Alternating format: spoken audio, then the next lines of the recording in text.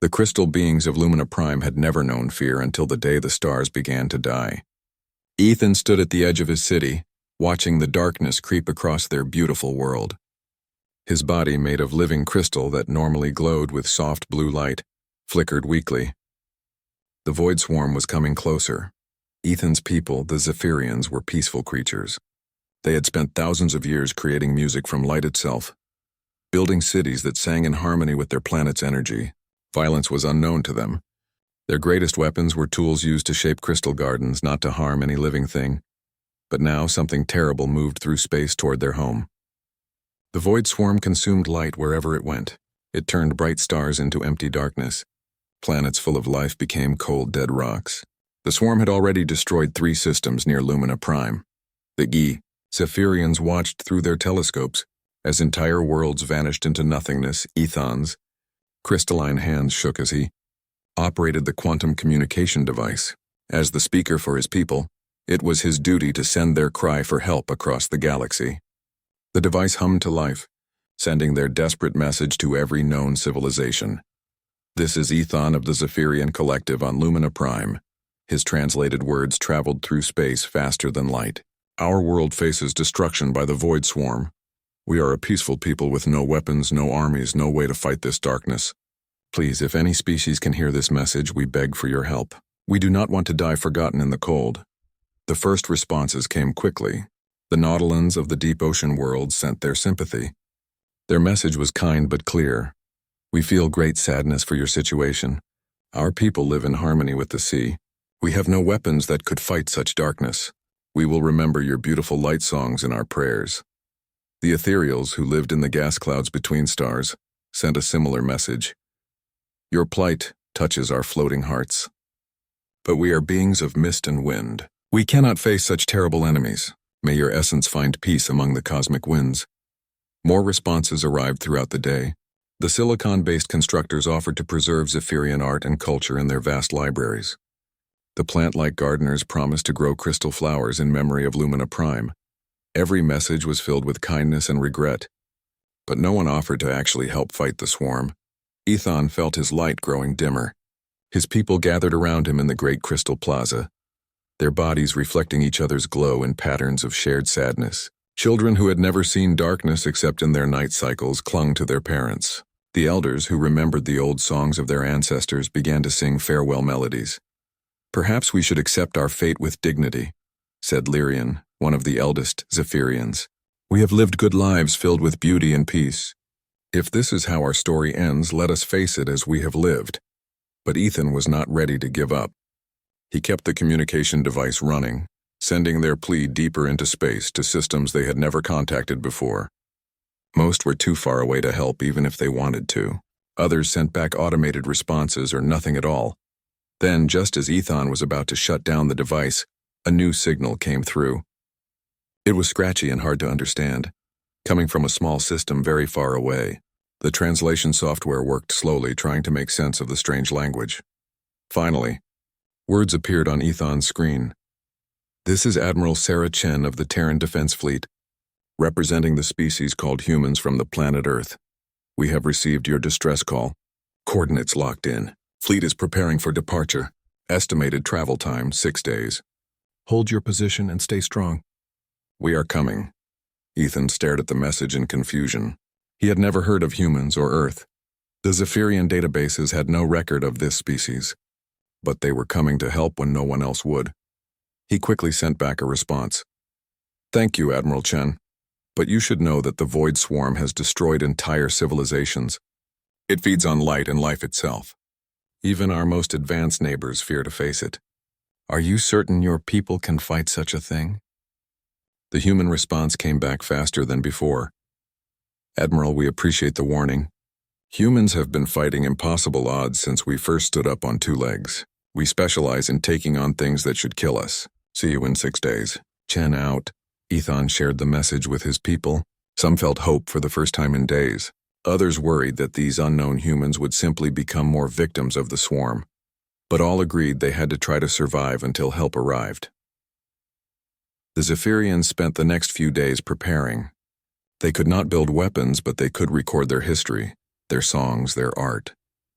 If they died, maybe these humans would preserve something of their culture. They also used their crystal technology to create energy shields around their cities. The shields would not stop the void swarm, but they might slow it down. On the fourth day, their telescopes detected the swarm entering their solar system. It looked like a cloud of absolute darkness, moving between their sun and the outer planets. Where it passed, the light from their star seemed to grow weaker. The temperature on Luminina Prime began to drop. On the sixth day, as promised, new ships appeared at the edge of their system. But these were not like any vessels the Zephyrians had ever seen. Most galactic ships were smooth, elegant, designed for peaceful travel and trade. These human ships looked like they were built for war. The vessels were rough and angular, covered in what looked like weapons. Some were massive, larger than Zephyrian cities. Others were small and fast, darting around the bigger ships like angry insects. All of them moved with purpose toward the growing darkness of the void swarm.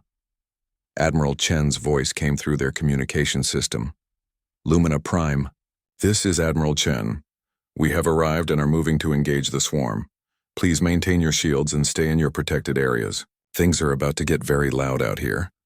Ethan watched through his telescopes as the human fleet spread out in formation. He had studied the few galactic conflicts in history, but they were all small disputes over trade routes or territory. This was different. The humans were deliberately flying towards something that had destroyed civilizations older and more powerful than Earth. Admiral Chen, Ethan transmitted. Our sensors show you are heavily outnumbered. The swarm has thousands of void entities. Your fleet has perhaps 200 ships. Copy that, Luminina Prime, came the reply. We've faced worse odds. Besides, it's not about how many ships you have.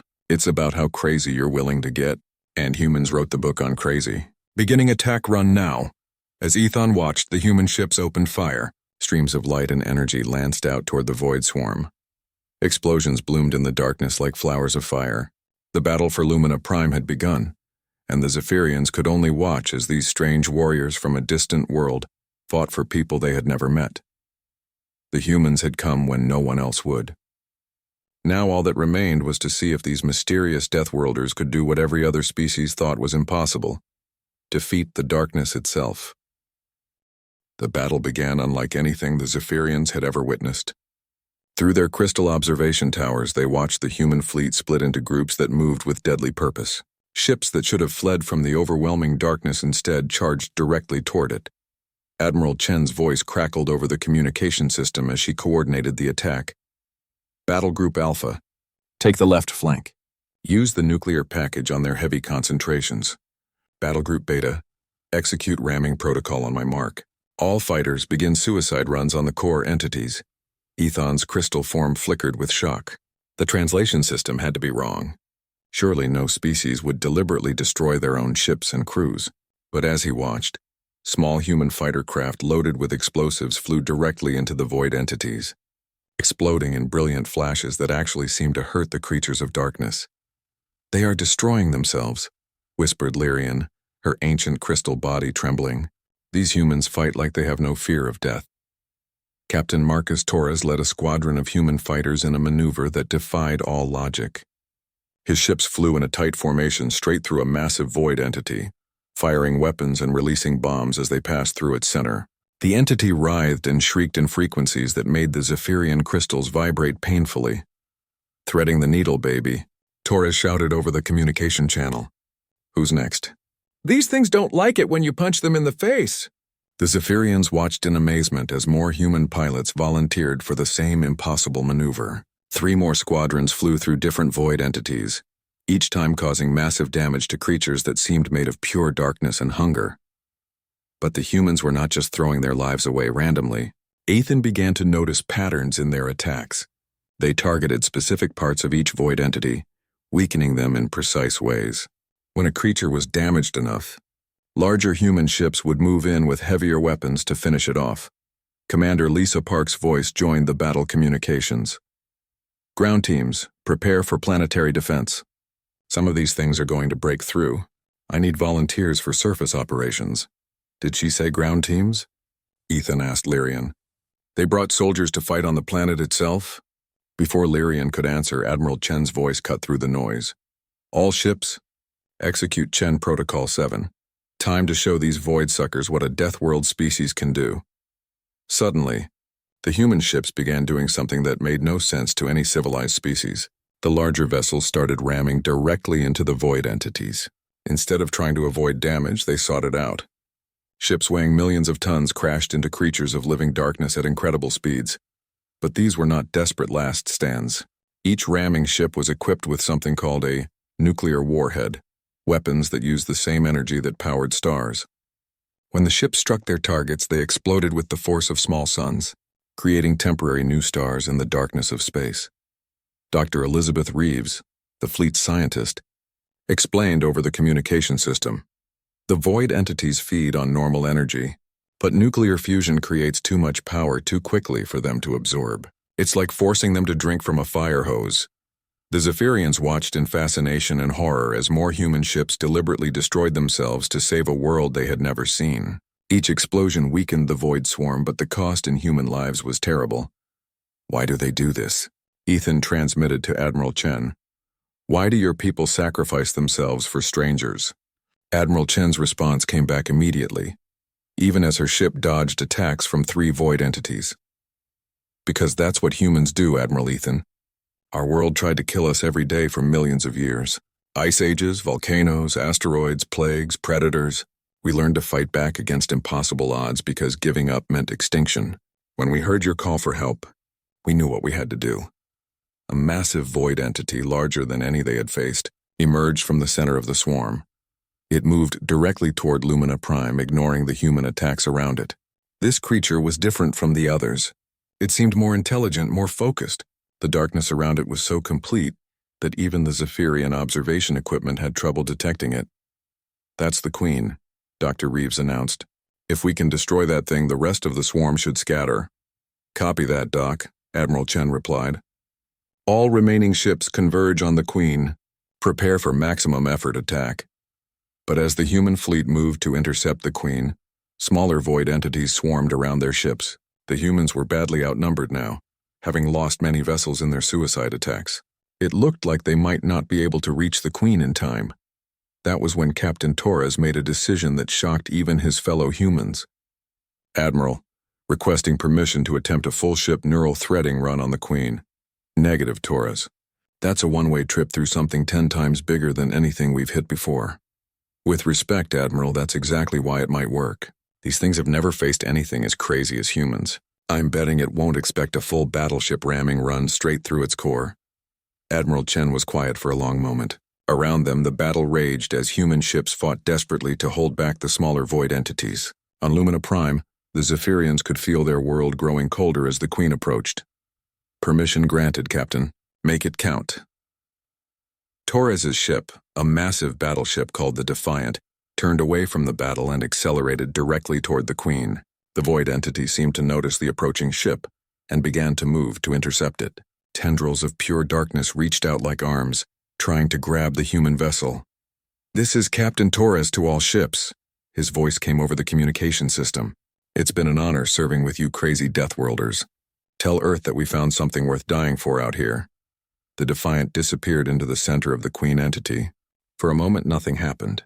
Then a light brighter than Luminina Prime's sun exploded from within the creature of darkness. The Queen writhed and screamed in frequencies that shattered crystal formations on the planet below. Slowly, impossibly, it began to dissolve. As the Queen died, the other void entities stopped attacking. They seemed confused, lost without their leader. One by one, they began to retreat back into deep space, leaving behind a field of debris and the scattered remains of the human fleet. The battle was over. The humans had won, but the cost had been terrible. Of the 200 ships that had come to save Luminina Prime, less than half remained. Thousands of humans had died to save people they had never met. Admiral Chen's tired voice came over the communication system. "Luminina Prime, this is what's left of the Terran Defense Fleet. The Void Swarm has been defeated. Your world is safe." In the days following the battle, the Zephyrians worked alongside the surviving humans to help repair their damaged ships. It was difficult work, as human technology was so different from anything the crystal beings had ever seen. Where Zephyrian devices were elegant and relied on harmony with natural forces, human equipment was built to withstand terrible punishment.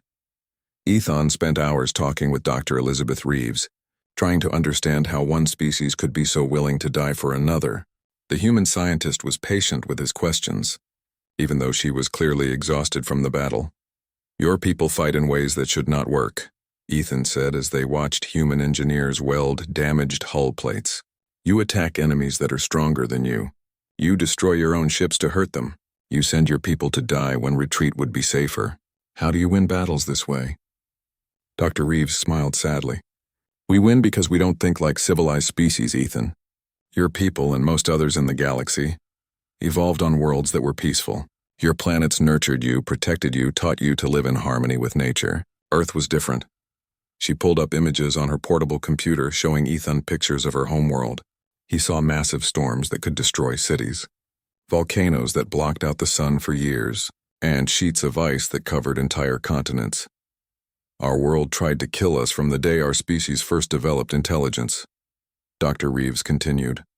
"Ice ages that lasted thousands of years, super volcanoes that poisoned the air, asteroid impacts that destroyed everything, other species that hunted us for food, diseases that killed millions at a time." Ethan's crystal form flickered with understanding. "So you learned to fight impossible enemies because you had no choice." "Exactly. Every human alive today is descended from ancestors who survived when survival should have been impossible. We learned to fight things bigger and stronger than us because if we didn't, we died. We learned to sacrifice for each other because cooperation was the only way to survive." Dr. Reeves showed him more images.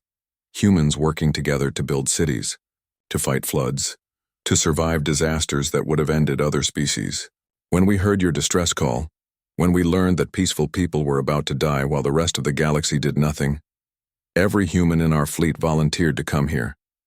Not because we expected reward, but because protecting others is what we do." The conversation was interrupted by Admiral Chen's voice over the communication system. "All personnel, prepare for departure in 6 hours. We have received multiple distress calls from other systems. There are more people who need our help." Ethan felt a strange mix of gratitude and sadness. "You are leaving already? But your ships are damaged. Your people are wounded." Admiral Chen joined their conversation, her uniform still stained with smoke from the battle. "That's exactly why we need to leave, Ethan. There are other civilizations out there facing threats they can't handle alone. Now that the galaxy knows humans exist, we're getting calls for help from everywhere. But surely you deserve rest. Rewards for what you have done here?" Admiral Chen smiled, and Ethan saw something in her expression that reminded him of the void entities they had just defeated, and hunger that could never be satisfied. But where the void creatures hungered for destruction, this human hungered for justice. "The reward is knowing that Luminina Prime's light will keep shining," Admiral Chen said. "The reward is knowing that your children will grow up safe. As for rest, humans will rest when there are no more monsters in the dark." The Zephyrian Council had prepared a formal ceremony to honor the humans. They offered technology, rare crystals, artistic treasures, anything their peaceful civilization could provide. But Admiral Chen made a request that surprised everyone. "We don't need payment for doing what's right," she said, "but we do need something from you." "We need coordinates." "Coordinates?" asked Lyrian. "Coordinates of every world that might need help. Every peaceful species that can't defend itself. Every civilization that might face threats, like the Void Swarm. We want to be ready the next time someone sends out a plea for help and the civilized galaxy says it's too dangerous to respond." Dr. Reeves explained further. "Humans have found our place in the galaxy. You have species that create beautiful art, others that advance science, others that explore and trade. We'll be the ones who stand guard in the dangerous places. We'll be the ones who come running when the monsters show up." As the human fleet prepared to leave, Ethan transmitted one final message to Admiral Chen. "Will we see humans again?" "Probably not," Admiral Chen replied honestly. "We'll be busy keeping other people safe. But if you ever face another threat you can't handle alone, just send out another call for help. It doesn't matter how far away we are or how impossible the odds seem. If there are humans alive in this galaxy, someone will come." The human ships departed as quietly as they had arrived, disappearing into hyperspace toward their next battle. The Zephyrians watched them go with mixed feelings. They were safe now, but they also knew they had witnessed something that would change the galaxy forever. Ethan stood in the Crystal Plaza, where just days before his people had gathered to sing their farewell songs.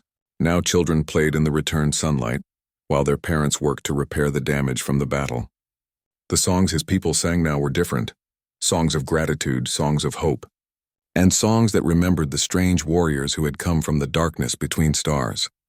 But most importantly, the Zephyrians began broadcasting a new message across the galaxy. It was not a plea for help this time, but a warning and a promise. They told every peaceful civilization about the humans, about the species that had answered their call when no one else would. Know that in the dark places where civilized beings fear to go, Ethan's message traveled to 1,000 worlds. There are guardians watching. They come from a world that tried to kill them, and it made them strong. They fight battles that peaceful minds cannot understand, and they do it not for glory or reward, but because it is right. If darkness comes to your world, if ancient evils rise that your civilization cannot face, send out your plea for help. The galaxy may turn away in fear, but somewhere among the stars a human will hear your call. They will come with fire and fury, with weapons that should not work and tactics that should not succeed. They will come because that is what humans do. And they will keep coming until every peaceful world is safe, until every monster is dead, and until the last light in the galaxy knows it has guardians watching over it in the dark. 6 months after the Battle of Luminina Prime, the galaxy had changed in ways no one expected. The human fleet had responded to 47 distress calls, fought 12 different species of space pirates, destroyed 2 more void entities, and somehow convinced 3 different warlike races to stop fighting each other and start hunting criminals instead. Dr. Reeves found herself assigned to a new position she had never expected: Galactic Liaison. Her job was to coordinate between the human fleet and the various peaceful civilizations that were now actively seeking human protection. It's ironic, she told Ethan during one of their regular communication sessions. For thousands of years, peaceful species in this galaxy faced threats alone because they couldn't defend themselves and no one else would help. Now they're organizing into what they call the Protected Worlds Alliance, all because one Deathworld species showed up and started fighting their battles. Ethan's crystal form glowed with amusement. Your people have created something unexpected. The peaceful species are no longer afraid because they know you exist. They are working together, sharing resources and information, building a network of mutual support. And humans are learning too, Dr. Reeves admitted. We're not just fighting anymore. We're teaching basic self-defense to species that want to learn. We're helping civilizations develop early warning systems. Some of your crystal technology is actually perfect for creating shields that can hold off attackers until help arrives. The conversation was interrupted by an urgent message from Admiral Chen, the Akar. Communication was garbled and full of static, but her words were clear enough. Unknown threat detected in the outer rim. Something big. Bigger than the Void Swarm. All available ships converge on coordinates I'm sending now. Dr. Reeves felt a familiar mix of fear and excitement. This was what it meant to be human in the galaxy. When everyone else ran away from danger, humans ran toward it. I have to go, she told Ethan. Duty calls. Be careful, friend Elizabeth. The galaxy needs its guardians. But even as Dr. Reeves prepared to leave for another impossible battle, she knew the truth. It wasn't just humans who were guardians now. The Zephyrians had started teaching other peaceful species about human tactics, adapted for their own abilities. The Nautilans were developing underwater bases where human ships could hide and resupply. The Ethereals were creating communication networks that could reach human fleets instantly across vast distances. The galaxy was learning to protect itself, inspired by the example of the species that had come from the darkness between stars. Admiral Chen's fleet arrived at the coordinates to find something that defied explanation. A massive structure, clearly artificial, that was consuming entire star systems. It was not alive like the Void Swarm, but it was just as destructive. Worse, it seemed to be growing larger with every star it devoured. Analysis, Dr. Reeves? Admiral Chen asked. It's a machine, Admiral. Built by some unknown civilization, probably millions of years ago. It's designed to consume stellar matter and use the energy to build more of itself. If we don't stop it here, it could eventually consume the entire galaxy. Captain Torres, who had somehow survived his impossible run through the Void Queen, spoke up from his new ship. So, we're looking at a machine that eats stars and has been growing for millions of years. Any ideas on how to kill something like that? Admiral Chen studied the readings from their sensors. The machine was larger than most planets, armed with weapons that could destroy entire fleets, and protected by energy shields that seemed impenetrable. Same way we kill everything else, Admiral Chen said finally. We find its weakness, hit it harder than it expects, and probably blow ourselves up in the process. Dr. Reeves, what do we know about the civilization that built this thing? Nothing, Admiral. They're gone, have been for millions of years. But I'm detecting something interesting.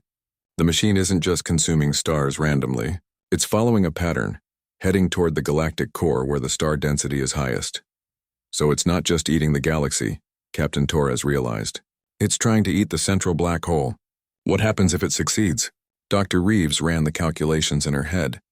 Total gravitational collapse. The entire galaxy gets sucked into a supermassive black hole. Everything dies. Admiral Chen nodded as if this was exactly what she had expected. Well then, looks like we have our mission. All ships prepare for attack. We're going to kill a star-eating machine with conventional weapons and see what happens. As the human fleet moved to attack something that could destroy galaxies, Admiral Chen opened a communication channel to the entire Protected Worlds Alliance. This is Admiral Chen to all peaceful civilizations. We are engaging an unknown threat that could destroy everything we've worked to protect. If we fail here, evacuate your people to other galaxies if possible. But know that humans will keep fighting until our last ship is gone and our last warrior is dead. Responses came flooding back from across the galaxy. The Zephyrians promised to coordinate evacuation efforts. The Nautilians offered to hide refugee populations in their deep ocean worlds. The Ethereals would preserve the cultural knowledge of all species in their vast memory clouds. But then something unexpected happened. New contacts appeared on the human fleet's sensors. Ships were arriving from all over the galaxy, representing dozens of peaceful species. Admiral Chen, came a transmission from Ethan. This is the Zephyrian Collective. We cannot fight as you do, but we can provide power for your weapons using our crystal technology. This is the Nautilan Depths Consortium, another voice added. Our ships cannot harm the machine, but we can provide medical support and supply runs. More voices joined the communication. Ethereal Cloud Network standing by to provide real-time intelligence. Constructor Engineering Corps ready to repair human ships during battle. Gardener, Agricultural Guild prepared to feed human crews for as long as the battle lasts. Admiral Chen stared at her screens in amazement. For the first time since humans had entered the galaxy, they were not fighting alone. The peaceful species could not engage in combat, but they could support those who could. Well, Admiral Chen said, her voice thick with emotion. Looks like we've got ourselves a real alliance here. All ships begin approach. Let's show this ancient machine what the galaxy looks like when it fights back. As the combined fleet moved toward the star-eating machine, Dr. Reeves realized they were witnessing something that had never happened before in galactic history. Peaceful species and warriors working together as one civilization, the humans had come to the galaxy as guardians, but they had become something more. Teachers who had shown the peaceful species that they didn't have to face threats alone. And now as they faced the greatest threat the galaxy had ever known, humans learned that they didn't have to face it alone either. The galaxy had found its voice, and it was ready to fight for its survival. The battle against the star-eating machine lasted for 3 weeks. It was unlike any conflict the galaxy had ever witnessed, not just because of the scale of the enemy, but because of the unprecedented cooperation between species that had never worked together before. The humans led the attack with their usual impossible tactics. They flew their ships directly into the machine's defensive systems, used nuclear weapons like they were basic ammunition, and somehow convinced the ancient construct that they were a bigger threat than they actually were. But supporting them were the peaceful species, each contributing what they could. Zephyrian crystal ships provided power boosts that allowed human weapons to punch through the machine's shields. Nautilan vessels served as mobile hospitals, healing wounded human crews and getting them back into the fight. Ethereal communication networks allowed Admiral Chen to coordinate attacks across light years of space in real time. Dr. Reeves worked around the clock, analyzing the machine's structure while human engineers used constructor repair technology to keep their ships fighting, even after taking catastrophic damage. The Gardener agricultural ships kept everyone fed, while other peaceful species provided raw materials, replacement parts, and countless other forms of support. On the 15th day of the battle, Captain Torres made a discovery that changed everything. Admiral, I think I found the machine's weakness. It's not in the hull or the power systems. It's in its programming. Explain, Captain. This thing was built to consume stars and grow larger, right?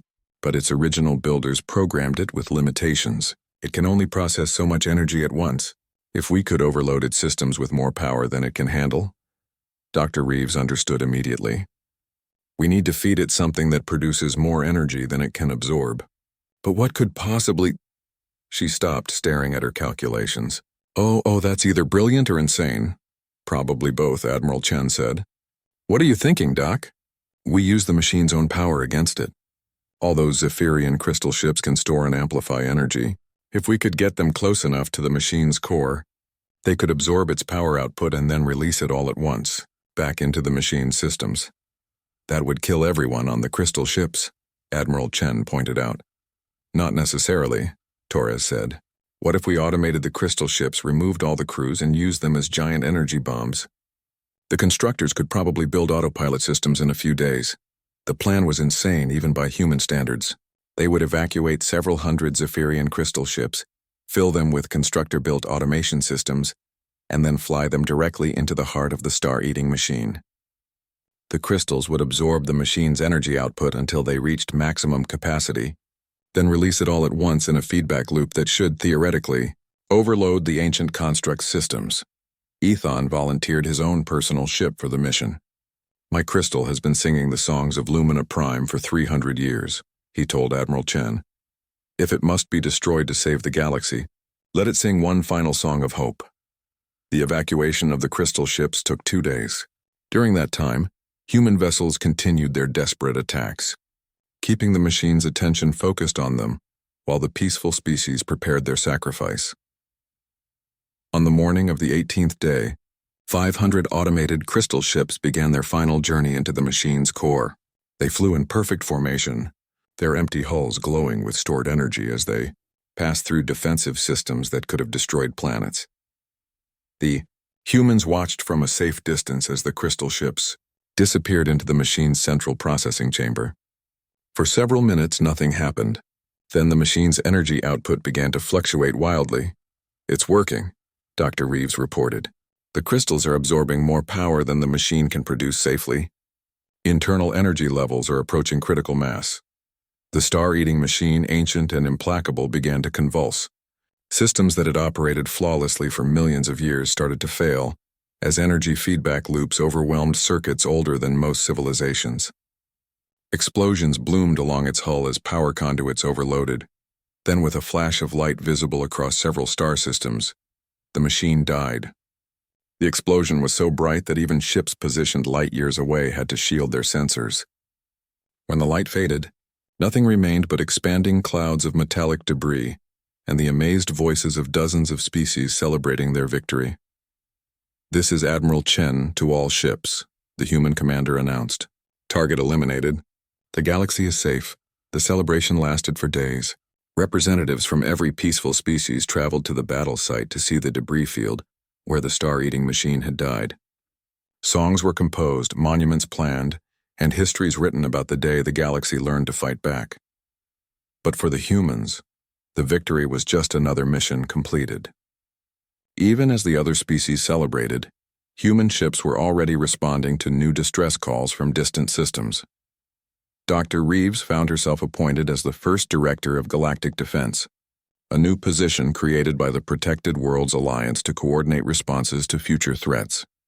Her headquarters was established on Lumina Prime, in a crystal building that sang with harmonies representing every species in the Alliance. It's strange, she told Ethan during the dedication ceremony. Humans came to this galaxy as outsiders, warriors from a distant death world. Now we're part of something bigger than any one species. Ethan's crystal form pulsed with warm light. You taught us that strength comes not from avoiding conflict, but from standing together against it. Every peaceful species in this galaxy is stronger now because they know humans exist. And humans are stronger because we're not fighting alone anymore, Dr. Reeves replied. We've learned that being guardians doesn't mean we have to bear every burden by ourselves. A new message came through the communication system. Admiral Chen reporting from the Outer Rim. Unknown alien vessels detected approaching the galaxy from intergalactic space. Configuration suggests hostile intent. Estimated contact in 6 months. Dr. Reeves sighed, but she was smiling. Well, looks like the galaxy is about to get another chance to prove itself. This time, when the call for help went out, it wasn't answered by just one species of Deathworld warriors. The entire Protected Worlds Alliance responded as one. Crystal ships that could store and redirect energy, aquatic vessels that could hide in deep space, gaseous beings that could scout enemy positions, mechanical species that could repair damaged equipment, and agricultural civilizations that could sustain extended campaigns. And leading them all were the humans. The species that had first answered a plea for help echoed through the stars. The Deathworlders who had taught the galaxy how to fight back against the darkness. The galaxy was no longer a collection of isolated, peaceful species hoping someone else would protect them. It had become something new, a civilization that could defend itself, united by the simple understanding that sometimes when the monsters come calling, the only choice is to fight back. And if the monsters thought they were facing the same helpless galaxy they had terrorized for millions of years, they were about to learn why humans had a saying, never attack something that has learned to fight back. The plea for help had echoed through the stars, and only Deathworlders had come. But now the Deathworlders had taught the galaxy how to answer its own pleas, how to stand up to any threat, how to become guardians of the light between the stars. The galaxy was ready for whatever came next.